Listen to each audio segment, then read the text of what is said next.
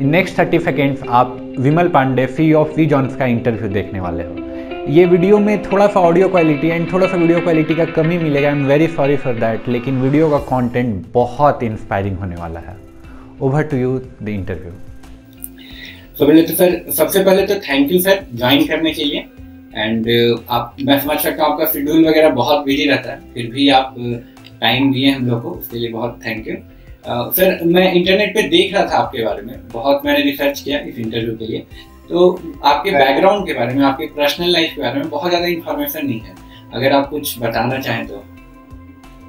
Personal life से आपका मतलब कि मेरी स्कूलिंग वगैरह और फैमिली बैकग्राउंड क्या था? हाँ जरूर जरूर। मैं एक्चुअली में बहुत शिमले में हुआ था। मेरे फादर उस समय में गवर्नमेंट जॉब में थे और वो शिमले में पोस्टेड थे। बाद में उनकी दिल्ली ट्रांसफर हो गई तो हम लोग दिल्ली आ गए। तो मेरी जो एजुकेशन है वो पूरी दिल्ली की है। सिंपल मीडियम क्लास फैमिली से बिलोंग करता हूँ। फादर गवर्नमेंट जॉब में थे, इसलिए हमेशा से ही जो जिंदगी हमने स्कूल टाइम में और अपने स्टडीज के टाइम पे बिताई वो फाइनेंशियल क्रंच में रहती। तो इसी तरीके से चलता रहा। दो भाई हैं हम लोग, दोनों में ही एज डिफरेंस खास हुई था, वो मुझसे 1 साल बड़े हैं मेरे ब्रदर। और दोनों ने ही एक साथ एक ही स्कूल से पढ़ाई की, एक ही कॉलेज से हम लोगों ने बीकॉम ऑनर्स करके ग्रेजुएशन। उसके बाद उन्होंने आगे पढ़ने का फैसला किया और ICWA करना शुरू कर दिया। ICWA और कंपनी सेक्रेटरी। मुझे हमेशा से यही लगता रहा कि नहीं, अभी मतलब हम लोग बहुत ज्यादा फाइनेंशियली स्ट्रांग नहीं है, तो मेरे को काम करना चाहिए। तो मैं ग्रेजुएशन के बाद में सीधा जॉब करने की ओर चला गया। मैंने अपने जो करियर था वो बहुत शुरू में स्ट्रगल में किया है। मैंने अपना करियर की शुरुआत की थी अजमेर से। वहाँ पे मैं एक कंपनी में जीप के नाम से बैटरी आता है, जब 500 रुपए की नौकरी मुझे मिली थी और मैं अजमेर चला गया था। ये सन 1983 की बात है, 1983। हाँ, तो मैं अजमेर चला गया था नौकरी करने के लिए। शायद उस समय में मुझे भी ठीक से नहीं आई हुई थी, देखने से बिल्कुल यंग दिखाई देता था। लोग भी सीरियसली नहीं लेते थे क्योंकि चेहरे पे मैच्योरिटी बिल्कुल नजर नहीं आई। और इसी तरीके से मतलब वो 500 रुपए की जिंदगी में ये होता था कि लाइफ ज्यादा इस चीज को देखने में लगी रहती थी कि मैं ये गुजारा कैसे चलाऊं, बस ये देखने के लिए कि मैं अपने करियर के लिए क्या करूं। तो एक चीज में मतलब हम लोग भी गवर्नमेंट जॉब, मेरे फादर में थे गवर्नमेंट जॉब में, एंड हम लोग की पूरी कॉलोनी थी गवर्नमेंट जॉब में। अगर आपके फैमिली वाले हैं तो एक पूरी कॉलोनी होती है गवर्नमेंट जॉब वालों की। एंड टू बी ऑनेस्ट, सारे लोगों का जो सोच है वो सैचुरेट कर जाता है। मतलब मैं ऐसे नहीं बोल रहा हूँ गवर्नमेंट जॉब बुरे होते हैं, बट फिर वो क्या होता है, फैमिली आप पे प्रेशर बनाती है कि आप गवर्नमेंट जॉब के लिए जाइए and government job he join कीजिए। तो सर आप पे ऐसे फैमिली प्रेशर नहीं था कि गवर्नमेंट जॉब के लिए जाइए? फॉर्चुनेटली ऐसा नहीं था, इसका अपोजिट था, क्योंकि हमारे फादर गवर्नमेंट जॉब में थे और हमेशा लाइफ में फाइनेंशियल बहुत ज्यादा लग्जरी कभी नहीं रही, क्रंच में ही रहे हमेशा से। तो उनके दिमाग में ये था कि नहीं, इनको जो भी कुछ करना है बच्चे अपने हिसाब से करके इंडिपेंडेंट हो। और उनके दिमाग में कभी ये नहीं था कि हम गवर्नमेंट जॉब में जाएं, और ना ही हम दोनों भाइयों के दिमाग में शुरू से रहा कि हमें गवर्नमेंट जॉब करनी। हम हमेशा से ये था कि हमको अपने आप को एक्सप्लोर करना चाहिए। मैं ये भी नहीं कहूँगा, ये तो शायद हमें बाद में मैच्योरिटी आई मुझ में कि मुझको अब अपने आप को एक्सप्लोर करना चाहिए। जब शुरू में नौकरी की तब तो ऐसा लगा कि शायद मेरे को फाइनेंशियल सपोर्ट की जरूरत है, तो मैं नौकरी करूँ। तो उसी चीज के लिए मैं निकल गया और घर से बाहर निकल करके लाइफ ने ठोकरें खिलानी शुरू कर दी। बिल्कुल बिल्कुल सर, 1983 में आप बता रहे हो आपने अपना पहला जॉब स्टार्ट किया था, तो उस टाइम तो फिर इतना इंटरनेट वगैरह के नाम पे तो कुछ नहीं था, मतलब चैलेंजिंग तो चीजें बहुत रही होंगी, ठीक है। तो कैसे मैनेज किया, मतलब घर छोड़ के जयपुर जाना, मतलब आप बता रहे हो जस्ट ग्रेजुएशन के बाद 83 में, एंड वो भी उस दौर में, तो कुछ अगर बताना चाहें आप तो। चिट्ठी से कनेक्ट किया करते थे। मतलब जब मैं अजमेर पहुंचा तो घर को टेलीग्राम भेजा कि रीच सेफली, उसके बाद में एक चिट्ठी लिख दी। और होता भी क्या था कि मैं आपको बताऊं, बड़ी इंटरेस्टिंग चीज होती थी कि उस समय में लाइफ सुबह से शाम तक स्ट्रगल की रहती थी। मतलब वो टाइम ऐसा था शायद मेरी लाइफ का जब मैं ये सोचता था कि आज मेरा ब्रेकफास्ट हो गया, लंच होगा कि नहीं होगा, ये देखता हूँ मैं।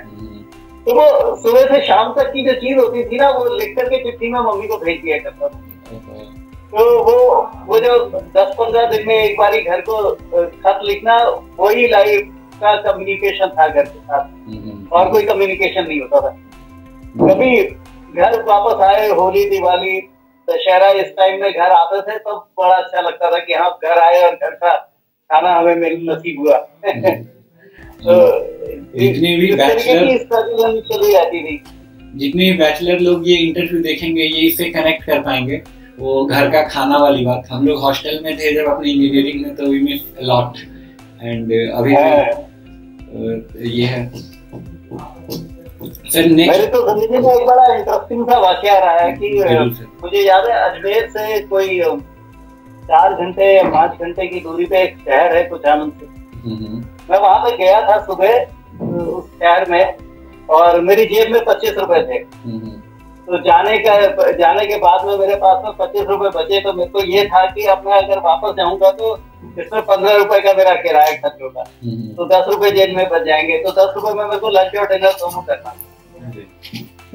तो वो उसी जद्दोजहद में कि लंच और डिनर क्या करेंगे, तो डिनर में तो मूंगफली खरीदी और लंच किसी तरीके से कहीं पे पटरी पे खड़े होकर के, वो वहाँ पे मिर्ची बड़े मिलते हैं बहुत ज्यादा राजस्थान में, तो वो खा लिए।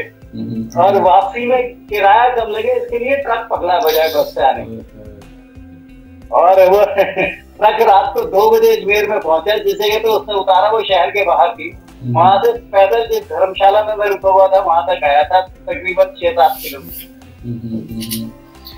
इतना स्ट्रगल वाला टाइम था आपका, मतलब इतना स्ट्रगल कर रहे थे उस टाइम? शुरू के कुछ साल तो बहुत स्ट्रगल वाले थे। स्ट्रगल वाला टाइम था आपका। फिर कैसे, मतलब ये बिजनेस में जाना एंड सीईओ बन जाना, मतलब ये कैसे हुआ? फिर ये ट्रांसफॉर्मेशन कैसे हुआ? उतना स्ट्रगल टाइम से ऐसे दिमाग में क्लिक करना कि हम भी ऐसा कर सकते हैं।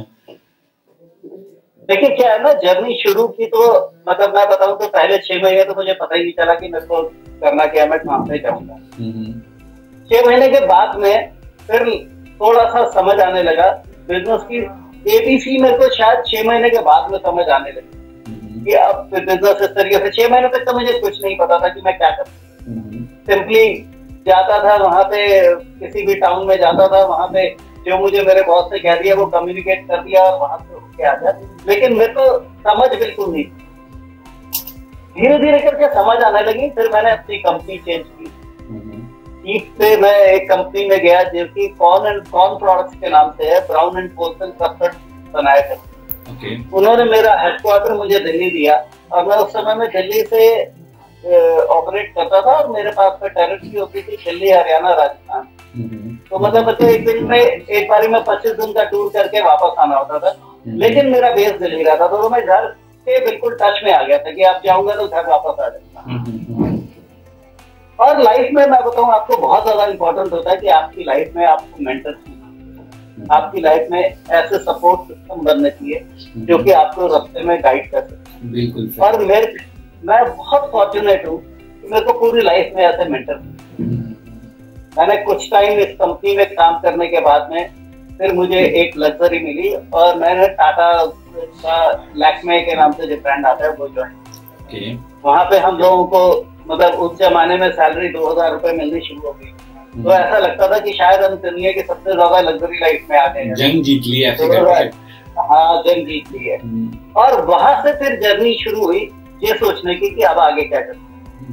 तब तक तो ये था कि जिंदगी कैसे जीनी है, अपने ऊपर में कैसे खर्च करना है, इस तरीके से मैनेज करना है जो मेरे पास में पैसा आ रहा है उसको। लेकिन उसके बाद में मैंने बिजनेस समझना शुरू किया और लैक्मे में फॉर्चुनेटली मेरे को बहुत अच्छे मेंटर्स मिले। मेरे 2 मेंटर्स थे, मिस्टर अशोक फकीन और मिस्टर एस एन बहादुर, जिन्होंने कि मेरे को गाइड किया लाइफ में। और उनकी वजह से ही मैंने 6-7 साल लैक्मे में काम करने के बाद में पहला मूव लिया, जबकि मैं फर्स्ट लेवल मैनेजर बन गया। ये कंपनी थी DCW होम प्रोडक्ट्स के नाम से, जो कि कैप्टन कुक ब्रांड लेके आई थी, सॉल्ट का इंडिया में। तो मुझे वहाँ पे अपॉर्चुनिटी मिली, मैंने वहाँ पे ज्वाइन किया। ज्वाइन करने के बाद में मेरे को ग्रेजुअली बहुत अच्छी, क्योंकि क्या होता है ना, जिस समय में मैं सेल्समैन हुआ करता था, फ्रंट लाइन में था, उस समय में मुझे जो जो चीज महसूस होती थी कि काश मेरा बॉस मेरे साथ में ऐसे ट्रीट करे तो अच्छा होगा, मेरी एफिशिएंसी बढ़ेगी। वही सब चीजें इनकलकेट करके मैंने ये सोचा कि मैं इस तरीके का बनूं जिससे कि मेरे जो जूनियर्स है वो मेरे को ये देख सके कि हाँ मैं वही चीज कर रहा हूँ जो वो मन में चाहते हैं, क्योंकि मैं उस दौर से गुजरा हुआ। तो इस वजह से काफी अच्छा मुझे रिजल्ट्स मिलने शुरू हो गए। मतलब 1.5 साल के अंदर ही एक लेवल प्रमोशन का मिला और मुझे अपॉर्चुनिटी मिली कि मैं वही ब्रांड को कैलकाटा में ले जाके पूरे ईस्टर्न इंडिया में लॉन्च करूं। एक एरिया मैनेजर लेवल से रीजनल मैनेजर लेवल पे मैं चला गया और वहां पे जाके भी इसी तरीके से अच्छी टीम बनी, अच्छी टीम मिली मेरे को और मैं प्रोग्रेस करता गया। इस प्रोग्रेशन में मैंने मतलब क्या हुआ कि ग्रेजुअली रीजनल मैनेजर लेवल पे फिर मैंने कुछ एक कंपनी चेंज की। मैं वहां से रिलीज कंपनी में आ गया था कैप्टन कुक से। वहां वो ब्रांड मैंने दिल्ली और ईस्ट सेक्टर में पूरे लॉन्च किए, कैलकाटा में और दिल्ली में, नॉर्थ और ईस्ट में पूरे। और फिर एक समय ऐसा आया कि मैंने उस समय में मेरे लाइफ में बहुत सारे कंपनी चेंज हुए। मैंने 2 साल रिलीज में लगाए, फिर उसके बाद में 2 साल मैंने ऑल आउट ब्रांड आता है उसमें लगाए, और उसके बाद में मैंने एक कंपनी ज्वाइन की ट्रॉपिकाना बेवरेजेस, जो कि पेप्सी का एक डिवीजन है। उसमें मैंने रीजनल मैनेजर बॉम्बे की हैसियत से ज्वाइन किया। वहां पे ज्वाइन करने के बाद में मेरा एक और रुख बदला काम करने का। एक तो क्या हुआ कि अचानक से एक गवर्नमेंट स्कूल का पढ़ा हुआ लड़का, एक बहुत ही मीडियम क्लास फैमिली को बिलोंग करता हुआ, एक ऐसी कंपनी में पहुंच गया जिसमें कि वो उठे तो उसके राइट साइड में आईएम्स, लेफ्ट साइड में आईएम्स, चारों ओर आईएम्स से घिरा हुआ है, और वो एक अकेला मैनेजर रहता है जो कि रैंक से ऊपर आया हुआ है। तो अच्छे 2 साल गुजारे मैंने वहां पे मेरे को अगेन बहुत अच्छे मेंटर्स मिले। मेरे जो सुपीरियर्स थे बहुत अच्छे मेंटर्स थे मेरे लिए वो। उन्होंने मेरे को बहुत अच्छा गाइड किया, लेकिन मुझे ये कहीं से ना कहीं से लगा कि पेप्सी कंपनी तो बहुत बड़ी है, लेकिन शायद मेरे लिए नहीं बनी है, क्योंकि मेरी बैकग्राउंड इसको सपोर्ट नहीं करेगी आगे बढ़ने। और उस समय में इच्छा तीव्र हो गई थी कि अब मुझे आगे बढ़ना है। मतलब वो जो लाइफ के ब्रेक्स थे ना वो पीछे निकल गए थे, अब मेरी गाड़ी जो है वो पटरी पे दौड़ने लगी। मुझे ये लगा कि मैंने ये रीजनल मैनेजर लेवल पे काफी टाइम स्पेंड कर लिया है अपनी लाइफ का, 7-8 साल से हूँ। अब मुझे नेशनल मैनेजर लेवल पे जाना है। और मैं पेप्सी में रहते हुए मुझे लगा नहीं कि मैं शायद एक स्टेप मूव फॉरवर्ड कर पाऊंगा, क्योंकि मेरा कंपटीशन जो है वो कंपटीशन सारा आईआईएम्स के साथ है, और मैं उनके आगे सही मानों में कॉम्पीट नहीं कर सकता था। ऑनेस्टली मैं आपको बताऊं, मैं उनके आगे इसलिए नहीं कॉम्पीट कर सकता था क्योंकि उनका बैकग्राउंड एक डिफरेंट लेवल का था और पेप्सी की रिक्वायरमेंट भी डिफरेंट। तो वो टाइम था जबकि मेरी मुलाकात हुई इमामी के ओनर मोहन गोइंका से, और उन्होंने मेरे को अच्छा, उनको लगा कि ये कैंडिडेट अच्छा है, और उन्होंने मुझे कैलकाटा दोबारा बुला दिया। कैलकाटा मेरी कानून भूमि रही है तब तक, और मेरी लाइफ में बहुत सारी प्रोग्रेस है वो कैलकाटा में रहते हुए हुई है। तो मुझे कैलकाटा उन्होंने बुला लिया। एक क्वेश्चन मैं इंटरप्ट करूंगा आपको यहाँ पे सर। जैसा कि आपने बोला कि लाइक जब आपने स्टार्ट किया तो आपने फील किया कि आपके मैनेजर्स आपको अगर अच्छे से गाइड करते हैं स्टार्टिंग के टाइम जब आपने करियर स्टार्ट किया, तो शायद आपके लिए थोड़ा सा आसान होता है, राइट? लेकिन अभी देखोगे आईटी वगैरह, आईटी सेक्टर्स में या फिर सारे बिजनेसेस में, सारे स्टार्टअप्स में अभी ये एक बहुत बड़ा प्रॉब्लम है। लाइक कोई फ्रेशर रहता है, ठीक है, तो तब तक उनको बहुत फेस करना पड़ता है, बहुत चैलेंजिंग फेस से गुजरना पड़ता है, ठीक है। लेकिन जब वो मैनेजर बन जाते हैं तो वो अपना पुराना दिन भूल जाते हैं, ठीक है। अगेन जब उनके अंदर टीम आती है, लोग आते हैं, तो फिर वो लोग फिर अगेन उनके साथ वही ट्रीटमेंट करते हैं। इसके बारे में अगर कुछ आप सजेस्ट करना चाहेंगे? देखिए यही मुझे लगता है कि हर आदमी को अपना लेवल जंप करते टाइम जो उसके पास में सबसे बड़ी एसेट होती है ना, वो यही होती है कि वो जिस दौर से गुजरा हुआ वो दौर उसके साथ में, उस दौर में उसने वो सब चीजें देखी हैं जिसमें कि वो कैसे मोटिवेट होकर बेटर परफॉर्म करे। अगर मेरे अंदर मुझे कोई मोटिवेट करने वाला रहा होता उस समय में, जैसे कि मेरे मेंटर्स ने किया, तो मैं परफॉर्म कर पाया। अगर मुझे ऐसे मेंटर्स नहीं मिलते तो शायद मैं परफॉर्म ही नहीं कर सकता। तो इसलिए बहुत ज्यादा जरूरी है कि उस चीज को हमेशा ध्यान में रख करके आदमी को अपनी लाइफ के हर स्टेज में ये देखना चाहिए कि एक तो कंपनी के गोल और मेरे गोल मैच करें हमेशा से, और दूसरी चीज ये है कि उन गोल्स को अचीव करने के लिए जिस टीम को मुझे साथ लेके करना है उस टीम के बारे में मुझे अंदर से पता हो। देखिए आज की डेट में एक सबसे बड़ी कमी क्या होती है कि बहुत सारे मैनेजर्स को उनकी टीम के बारे में ये पता नहीं होता है। मेरे पास में आज 1000 एम्प्लॉइज होंगे जो कि मुझको सेल्स से रिलेटेड, जो मेरा कोर फील्ड रहा है हमेशा से, उससे रिपोर्ट करते। तो उस 1000 में से कुछ नहीं तो 200-250 तो ऐसे होंगे जिनके कि घर के बारे में भी मैं मुझको ये भी पता रहता है कि उसके घर में अगर कोई बीमार है तो मुझे कॉल करके उससे बात। तो ये जो फीलिंग होती है ना, जो कि आप किसी के साथ में कनेक्शन, एक बॉन्ड फील करता है आदमी, फिर काम करते टाइम आदमी एक कनेक्शन, एक बॉन्ड फील करता है। एब्सोल्युटली, वो जो बॉन्ड है वो बहुत ज्यादा जरूरी है लाइफ। और होता क्या है कि इस बॉन्ड से बहुत बारी ऐसा होता है कि आपके पास में जो लोग काम कर रहे हैं वो आपको हमेशा से गाइड की तरह से मानते। उन्होंने अपनी लाइफ में क्या मूव बनाना है वो आपको देख करके बनाए, और उस स्टेज में क्या होता है कि जिस तरीके से आप चाहते हैं वैसे रिजल्ट होगा।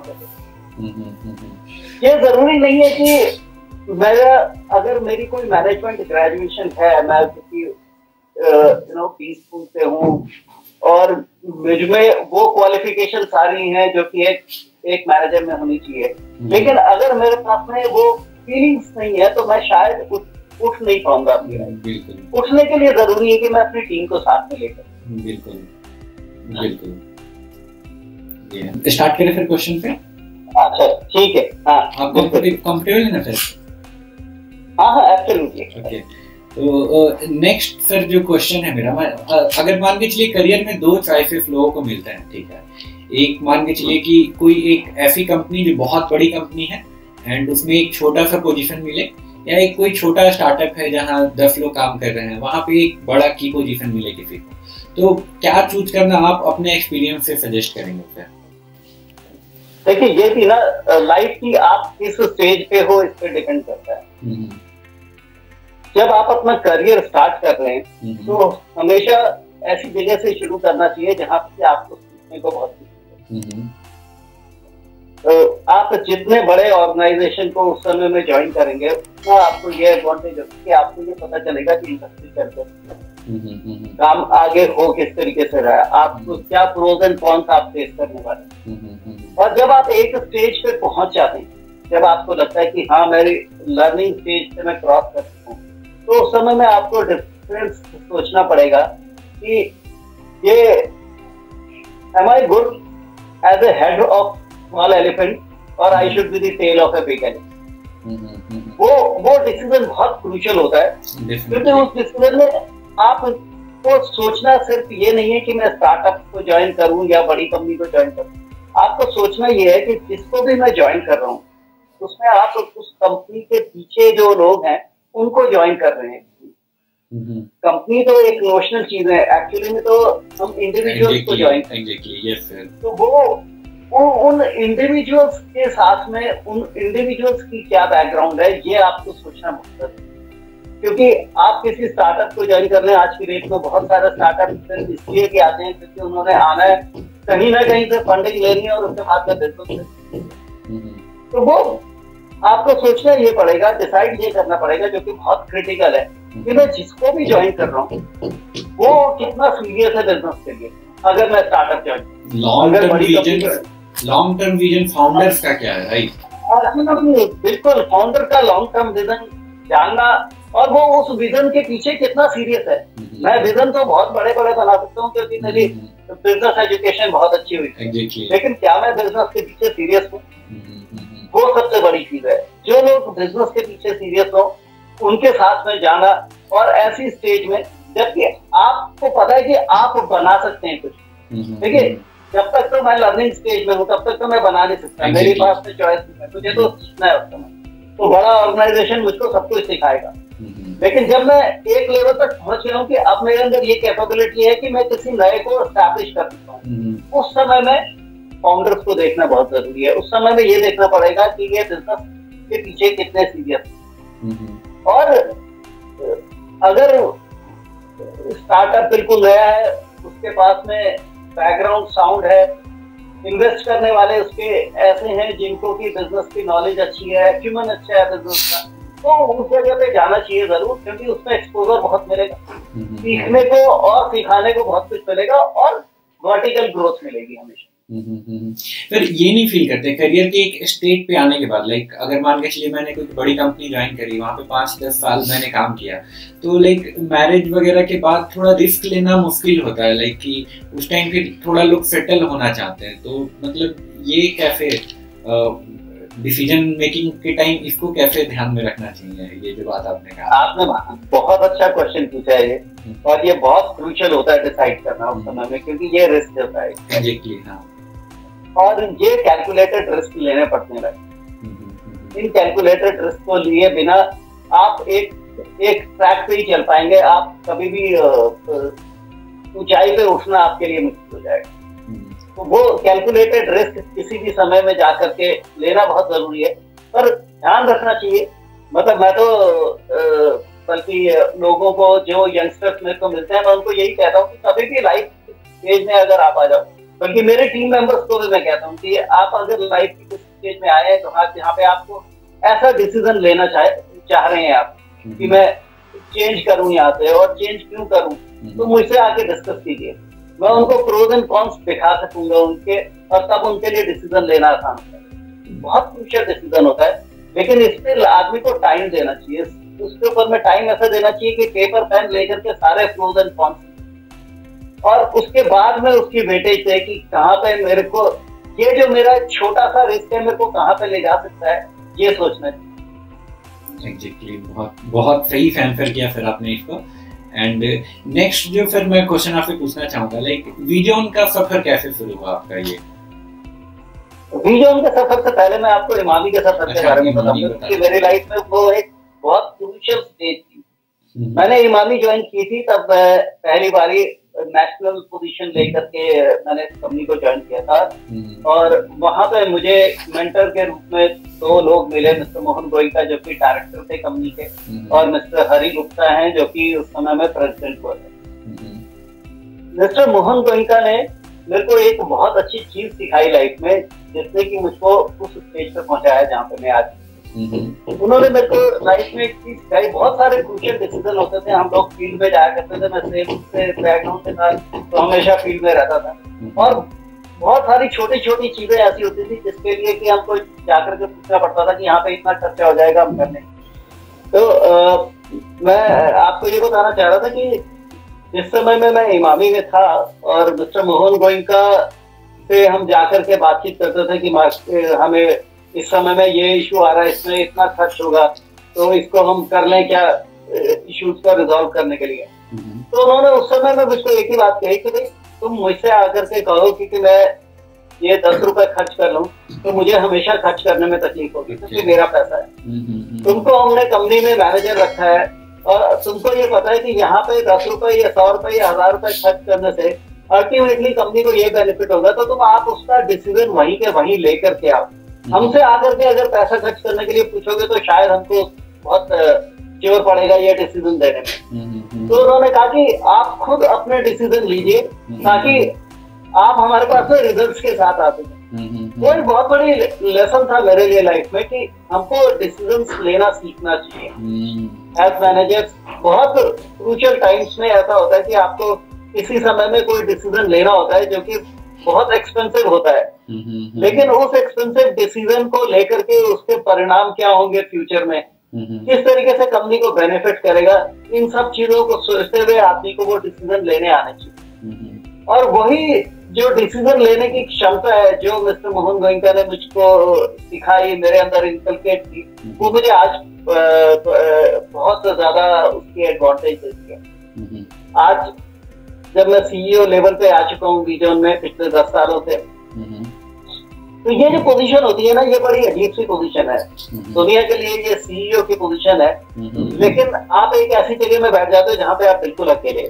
बिल्कुल एक ऐसी चेयर पे बैठे जिसमें आप बिल्कुल अकेले हो, क्योंकि इससे पहले आपके साथ में बहुत लोग होते थे, आपके लेवल पे बहुत लोग होते थे, आपसे नीचे भी जो लोग होते थे उनके और आपके बीच में गैप बिल्कुल नहीं होता था, आप एक ही सब लोग लेवल पे थे। पर ये पोजीशन बहुत क्रूशियल होती है। एक साइड से जो बोर्ड ऑफ डायरेक्टर्स है वो बैठे हुए आपके ऊपर, और दूसरी साइड से आपके नीचे में हजारों लोग हैं जो कि आपको रिपोर्ट करते हैं। दोनों के बीच में सामंजस्य बना करके रखना। बहुत टाइम ऐसा होता है कि बोर्ड ऑफ डायरेक्टर्स की जो डिमांड होती है वो अनयूजुअल होती है, और बहुत टाइम ऐसा होता है जो टीम की एक्सप्लेनेशन होती है वो अनजस्टिफाइबल होती है। उसके बीच में सामंजस्य बना करके रखना। और वो जो प्रेशर्स होते हैं ना, अगर आपके ऊपर में 100 का प्रेशर है तो आपने नीचे उस 100 में से 80 रिलीज करना है या उसको 120 बना करके नीचे डालना है, ये सोचना अपने आप में बहुत बड़ा डिसीजन होता है। बहुत अकेली पोजीशन होती है ये। मतलब एक छोटा सा इंटरप्ट करूंगा, फिर एक आपने जो प्रेशर बोला, ठीक है, एक छोटा सा क्वेश्चन है मेरा। लाइक ऐसे सिचुएशन में सिर्फ परफॉर्मेंस कम नहीं हो, लाइक बहुत लोग होता है कि रियल में टैलेंट तो है लेकिन अंडर प्रेशर सिचुएशन में काम नहीं कर पाते हैं, ठीक है। तो और मोस्टली ऐसे क्रिएटिव लोगों के साथ ये प्रॉब्लम होता है कि अगर आप बहुत ज्यादा क्रिएटिव हैं तो अंडर प्रेशर तो आप काम कर ही नहीं सकते। तो ऐसे सिचुएशन में कैसे मतलब बेस्ट रिजल्ट भी ड्राइव हो और फिर ग्रोथ भी एक्यूमुलेट होते रहे? आप मेरे को मतलब मेरी पोजीशन पे अपने प्रेशर की बात कर रहे हैं या दूसरों के प्रेशर की बात कर रहे हैं? जो मैं बात कर रहा हूँ सर क्रिएटिव, अगर मान के चलिए कि आपको कोई काम एग्जीक्यूट करवाना है अपने मैनेजर से या अपने सबऑर्डिनेट से, एंड वहां पे है कि यू नो कि ये जो आदमी है ये बहुत ज्यादा प्रेशर में परफॉर्म नहीं कर सकता है, ठीक है, बट स्टिल आपके ऊपर प्रेशर है। यस आपके ऊपर प्रेशर रिलीज करने के बहुत ढंग होते हैं, और हर सिचुएशन में प्रेशर को बड़े डिफरेंट ढंग से रिलीज किया जाता है, और हर आदमी के ऊपर में प्रेशर अलग तरीके से रिलीज किया जाता है। कई बार आपको इस तरीके से प्रेशर बनाना पड़ता है कि ये उस आदमी को ये महसूस नहीं होता कि आप प्रेशर बना रहे हो। जैसे कि बहुत जगहों में इमोशनल प्रेशर यूज होता है, क्योंकि वो आपके साथ में रिलेटेड बहुत अच्छी तरीके से आपको बहुत अच्छा मानता है, तो आप उसको ये कहोगे कि ये तेरे को मेरी खातिर करना है। आपने प्रेशर बनाया है उस सिचुएशन में, लेकिन वो प्रेशर जो है वो ऐसा नहीं है कि तू करेगा नहीं करेगा तो तू बाहर है, ऐसा प्रेशर नहीं है। ये प्रेशर ऐसा है कि आपको एक आपके दिमाग में एक आइडियोलॉजी है जिसके लिए आपको आपके दिमाग में एक आइडियल बना हुआ है। तो वो हर आदमी को, वो कहते हैं कि different strokes for different folks, हर आदमी को जो कम से कम आपके डायरेक्ट टच में आते हैं, जो मुझसे डायरेक्ट दिन में जिनके साथ में डीलिंग होती है, उसमें हर आदमी की रिक्वायरमेंट अलग है। मैं किस तरीके से उनके ऊपर प्रेशर डालूं या किस तरीके से उनसे काम लूं। मैं एक ही तरीके से एक ही छड़ी से सबसे काम नहीं ले सकता। मुझको हर आदमी के साथ में डिफरेंट डील करना पड़ता है, और वो डील करने की कला अपने आप धीरे धीरे आदमी के साथ को आ जाती है जब वो इस पोजीशन पर पहुंचता है। क्योंकि अब तक हजारों लोगों के बीच में रह करके आप इस जगह पे पहुंचे हो, तो साइकोलॉजी हर इंसान की बहुत अच्छी तरीके से समझ में आ जाए।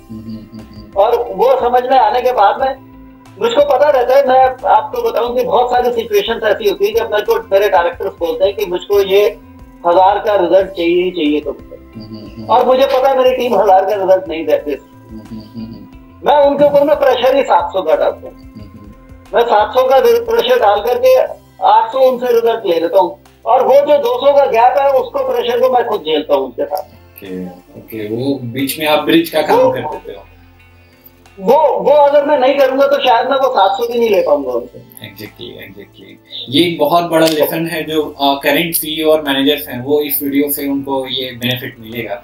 लाइक कि बहुत लोग क्या होता है कि अगर खुद फ्रस्ट्रेट है, खुद अगर मान के चलिए कि अपने बॉस से सुन के आया है तो तुरंत लगते हैं अपने सारे ऑर्डिनेट, सारे जो उनके अंदर काम कर रहे हैं उनको परेशान करने। तो वो एब्जॉर्ब करने वाली बात आपने जो बोली, That's amazing sir. नहीं, वो बैलेंस क्रिएट करना हर इंसान को आना चाहिए, क्योंकि मैं बताऊं, हम हमेशा से विश्वास करते थे कि हर इंसान को अलग तरीके से डील करना है। मैं तो इस चीज में विश्वास करता हूँ कि एक इंसान को भी अलग अलग सिचुएशन में अलग अलग तरीके से डील करना पड़ता है। मेरे जो डायरेक्ट रिपोर्ट ही होगा, शायद मैं उससे आज जिस तरीके से डील कर रहा हूँ, कल को मेरा प्रेशर उसके साथ में डिफरेंट हो जाए, क्योंकि वो भी किसी बैकग्राउंड से आता है, उसके साथ में उसकी फैमिली है, उसके साथ में उसके फैमिली के प्रेशर है।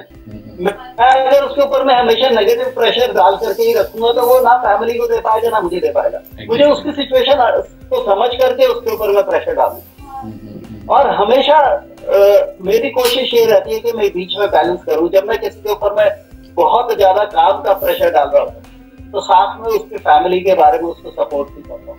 मेरी कोशिश रहती है हमेशा कि मैं उसको सपोर्ट करूं, ताकि उसको ये विश्वास रहे कि ऐसा नहीं है कि ये मेरे बारे में समझता नहीं। उसको ये पता रहता है कि ये आदमी मुझे समझता है अच्छी तरीके से, और इसलिए अगर ये मेरे से कुछ कह रहा है तो वो मुझे करना ही।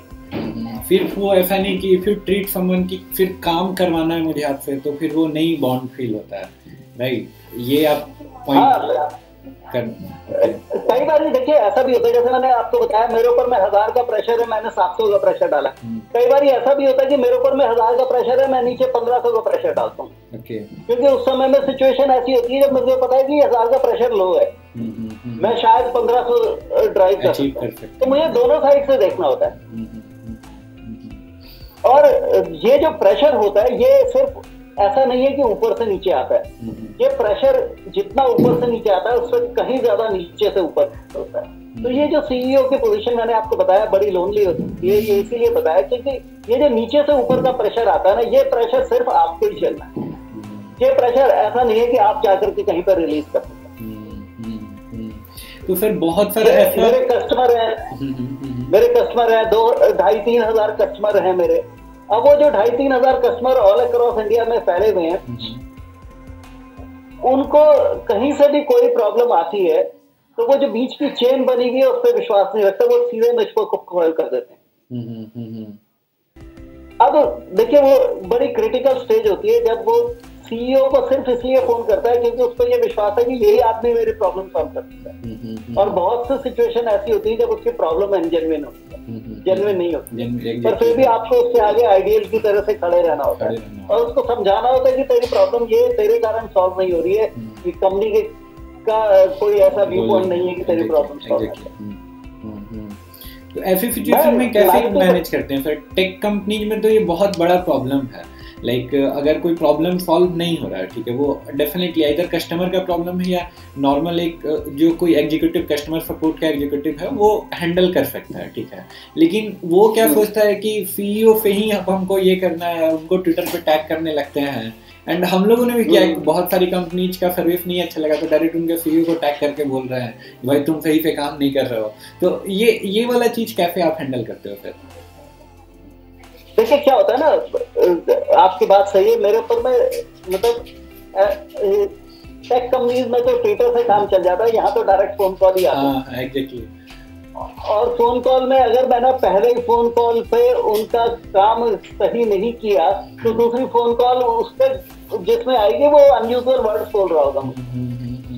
तो इसलिए ऐसा ना हो, मेरे को पहली फोन कॉल पे ये कॉन्फिडेंस क्रिएट करना पड़ता है कि तेरी प्रॉब्लम को हम देख रहे हैं। जैसे ही मेरे पास में चाहे मेरे को किसी छोटे से छोटे कस्टमर की भी कॉल आ जाए, मान लीजिए एक गांव है, रूरल विलेज है, वहां से किसी का फोन आ गया, मैं तुरंत ही उस टास्क को एलोकेट कर देता हूँ किसी आदमी को और कहता हूँ कि इसको टच में जा और इनको बोल के तेरी प्रॉब्लम के हम निवारण करेंगे, मैं तेरे पास में आऊंगा और सॉल्व करूंगा। तो उसको हमेशा ये विश्वास रहता है कि अगर मैंने सीईओ को कॉल किया था तो मैं अनअटेंडेड नहीं हूँ।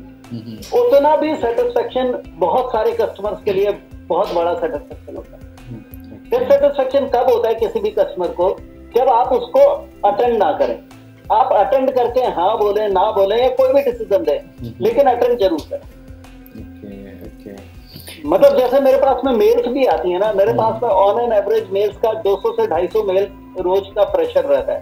उसमें से कुछ मेल्स तो प्रपोजल्स की और इनकी रहती है जिसमें कि मेरा लॉन्ग टर्म एक्शन होता है, कोई शॉर्ट टर्म नहीं होता है। लेकिन अगर उसमें कोई भी मेल किसी से भी रिलेटेड है जिसमें कि कोई इशू आया हुआ है, तो मैं उसको किसी भी हालत में एड्रेस जरूर करूंगा, उसको मैं अनअटेंडेड नहीं छोड़ूंगा। क्योंकि मैंने ये चीज देखी है कि अगर मैंने उसको उस समय में अनअटेंडेड छोड़ दिया तो मैं उस चेन को ब्लॉक कर रहा हूँ, जिसमें कि लोगों को ये कॉन्फिडेंस है कि अगर वो विमल पांडे तक पहुंचेंगे तो उनकी प्रॉब्लम सॉल्व हो जाए। Very good sir, very good. एक क्वेश्चन है फिर मेरा मतलब आपसे, एंड ये आप परफेक्ट आदमी होंगे इस क्वेश्चन के आंसर के लिए। लाइक इतना लंबा जर्नी रहा है फिर, एंड सीईओ के पोजीशन पे आप बता रहे बहुत प्रेशर रहता है, एंड डेफिनेटली होता ही होगा, इसमें कोई ये नहीं, इतने सारे लोगों को आपको मैनेज करना है, ठीक है। एंड आप तो टेक कंपनी में तो वो हो जाता है, सही आपने बोला कि आजकल टेक्नोलॉजी इतना आगे चला गया है कि आप आसानी से सारी चीज़ें कर सकते हो। बहुत टाइम बहुत आपके पर्सनल लेवल पे आप पे बहुत प्रेशर होगा, तो ऐसा टाइम में कभी आपके दिमाग में आया या नहीं कि मतलब छोड़ देते हैं, बहुत ताम झाम है, बहुत झंझट है, ये काम मेरे बस का नहीं है, ऐसा तो फ्रस्ट्रेशन सिचुएशन आया आपकी लाइफ में? देखिए मेरी लाइफ में ना मैंने अगर ग्रो किया है तो वो सिर्फ एक वजह से किया है कि मुझे अपने काम से प्यार बहुत ज्यादा है। मैं बहुत पैशनेट हूँ अपने काम के लिए। आज भी ये तो कोविड की सिचुएशन है तो हम ट्रेवल नहीं कर पाते हैं, लेकिन आज मेरी एज अब 58 के करीब हो गई है। लेकिन मुझे अगर कहीं से भी पता चलता है कि मुझको जाकर के ये बिजनेस अपॉर्चुनिटी है, ये किसी छोटे जगह में जाकर के है, तो मैं वहां पे गाड़ी ड्राइव करके चला जाऊंगा और उस बिजनेस अपॉर्चुनिटी को छोड़ूंगा। मैं बहुत ज्यादा सिचुएशन किसी भी आएगी तो उसको टैकल करना ही मेरी क्वालिटी है। वरना मेरे पास में अगर आप कहें तो सुबह से शाम तक कोई काम नहीं होगा। अगर दिन में 12-18 घंटे काम करता हूँ तो शायद उसमें से 6 घंटे का काम ऐसा होता होगा जो कि मेरे को डेस्क में करने का है, क्योंकि मुझे फिजिकली इन्वॉल्व होने का काम है। बाकी का जो काम है मेरे पास में, वो काम यही है कि मैं किस तरीके से सिचुएशंस को हैंडल करूं, अपने थॉट प्रोसेस को कैसे ऑन करूं। हमेशा मेरा थॉट प्रोसेस हमेशा ऑन रहता है कि मैं अगर देखिए क्या है ना, बहुत सारी अलग अलग चीजें होती हैं। जब भी आप किसी ऑर्गेनाइजेशन में जाते हैं उसके अपने ऑर्गेनाइजेशन के कल्चर की, हमारे ऑर्गेनाइजेशन में हो सकता है कि मेरे आने से पहले टेक से रिलेटेड कुछ भी नहीं था। एग्जैक्टली हाँ। मैंने आने के बाद में ये नीड फील की कि यहाँ पे मुझको ये इम्प्रूवमेंट करनी है। अब अगर मैं इस नीड को फील नहीं करता और वही सब कुछ परफॉर्म करता जो मेरे से डायरेक्टर्स चाहते हैं, आज मैं बहुत कुछ ऐसा करता हूँ जिसमें कि बोर्ड ऑफ डायरेक्टर्स को उससे कोई मतलब नहीं है। मैं वो करूँ ना करूँ उनको उससे कुछ फर्क नहीं पड़ता है, और ना ही आगे शायद फर्क पड़ेगा, लेकिन मुझे फर्क पड़ता है क्योंकि मैं ये सोचता हूँ कि मेरे को अगर ऑर्गेनाइजेशन को डिफरेंट लेवल पे लेके जाना है तो मुझे इन सब चीजों की जरूरत है। तो ये जो पैशन होता है ना, हर समय कुछ नया सोचने का, कुछ नया करने का, ये जुनून की तरह से आपके साथ होता है। Exactly. और ये अगर जुनून नहीं होगा ना तो शायद आप उस लेवल के उस पोजीशन को डिजर्व ही नहीं करते। Exactly. मेरे अंदर अगर ये पैशन नहीं है और मैं ये सोचने लगूं कि I am tired of all this pressure, I should retire now, तो मुझे कल की जगह पे आज रिटायर हो जाना चाहिए। मुझे छोड़ दो, मुझे तब तक काम करते रहना चाहिए जब तक मेरे अंदर ये पैशन है कि मैं आज क्या नया करूं, क्या नया इम्प्रूवमेंट लेकर के आऊं। ये बहुत बड़ी बात कही फिर आपने, लाइक कॉन्टिन्यूसली आप अपने आप को इवॉल्व करने वाली बात, ठीक है। एंड फिर एंड करते हैं एक लास्ट, अगर आपको अपने लाइफ से, अपने बिजनेस से अगर एक सजेशन देना हो किसी को जो आपको लगता हो सबसे वैल्यूएबल है यहाँ तक पहुँचने के ड्यूरेशन में, जो आपने सीखी है बिजनेस को मैनेज करते वक्त एंड अपने लाइफ को मैनेज करते वक्त, तो वो एक सजेशन क्या होगा फिर? हमेशा स्टूडेंट बने रहिए। Student, okay. कभी भी अपने आप को स्टूडेंट से ऊपर मत जाने दीजिए, क्योंकि हर दिन आपको कुछ नया सिखा रहा है। ओके। हर आपका जूनियर भी और आपका सीनियर भी आपको कुछ ना कुछ नया सिखाता है। ओके। मैंने जब ये कंपनी ज्वाइन की थी तो इसके डायरेक्टर सारे यंग थे। एक चेयरमैन जो है वो ओल्ड हैं, बाकी सारे यंग डायरेक्टर थे और वो बिजनेस में नए आए थे। बड़ी क्रिटिकल सिचुएशन थी क्योंकि बिजनेस उन्हीं डायरेक्टर्स के पास में था जो बिल्कुल यंग थे और बिल्कुल बिजनेस में एंटर किए हुए। तो आप ये सोचिए कि मेरे अंदर में उस समय में ये कॉम्प्लेक्स हो सकता था कि ये यंग लड़के हैं, ये मेरे को क्या सिखाएंगे, लेकिन उनमें से हर ने मेरे को कुछ ना कुछ सिखाया। और ऐसे ही मेरे हर जूनियर ने मेरे को कुछ ना कुछ सिखाया, मेरे हर मेंटर ने मेरा साथ दिया है, उन्होंने मेरे को कुछ ना कुछ सिखाया है। तो हमेशा स्टूडेंट बने रहिए, मेंटर बनाइए, जो भी आपको लगता है कि आपके लिए तो उसको अपना मेंटर बनाइए, और मेंटर बना के में ये देखिएगा कि आप हमेशा सक्सेसफुल होंगे। लर्निंग कभी नहीं छूटनी चाहिए इंसान।